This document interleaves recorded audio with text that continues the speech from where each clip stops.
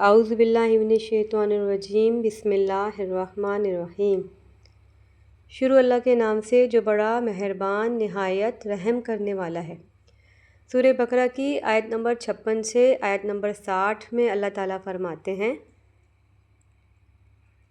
پھر موت آ جانے کے بعد ہم نے تم کو اثر نو زندہ کر دیا تاکہ تم احسان مانو،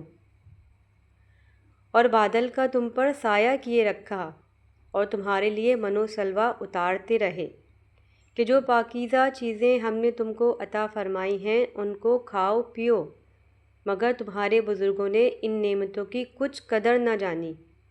اور وہ ہمارا کچھ نہیں بگاڑتے تھے بلکہ اپنا ہی نقصان کرتے تھے۔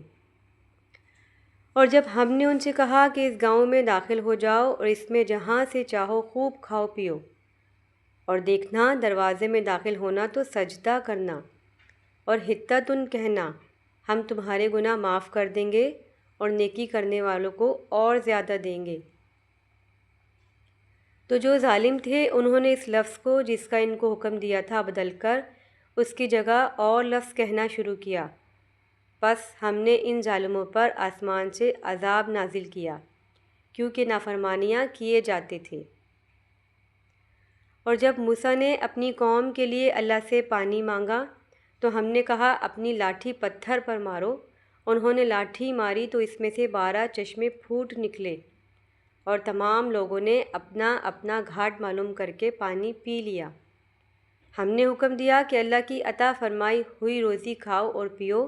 مگر زمین میں فساد نہ کرتے پھرنا۔